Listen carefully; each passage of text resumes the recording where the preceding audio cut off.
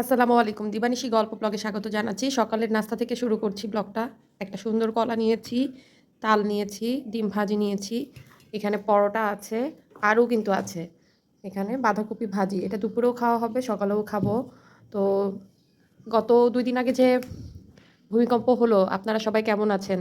Safe আছেন কিনা? কার কতটুকু ক্ষতি হলো? কমেন্ট করে জানাবেন। এর মতো ভয়াবহ ভূমিকম্প তো আমরা আগে কখনো ফেস করি নাই। তো আপনারা কে কিভাবে এটাকে দেখছেন আমাকে জানাবেন।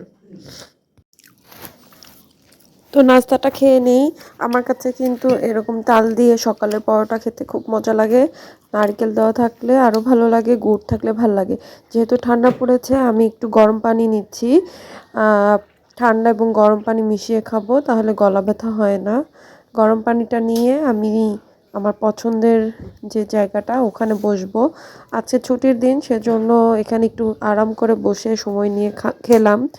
তো গিজার অন করে দিয়েছি, ঠান্ডা পড়ে গিয়েছে। একটু গরম পানিতে কাপড় ভিজাবো, কাপড়গুলো পরিষ্কার করতে হবে।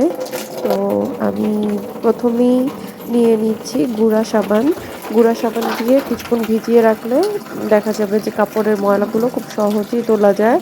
তো গরম পানি কল ছেড়ে হালকা করে ছিটিয়ে দিলে গুঁড়াগুলো একাই কিন্তু ফেনা ফেনা হয়ে যায়।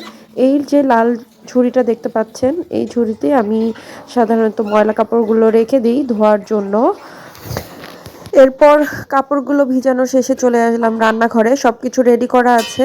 ইলিশ মাছ ছোট ছোট করে কেটে হলুদ মরিচ দিয়ে মাখানো হয়েছে, সাথে লবণ দেওয়া হয়েছে। আর পেঁয়াজ, আলু, বেগুন, মূলা কাটা হয়েছে। চচ্চড়ির মতো হবে, সরিষার তেল দিয়ে করব। সবাই ভালো থাকবে।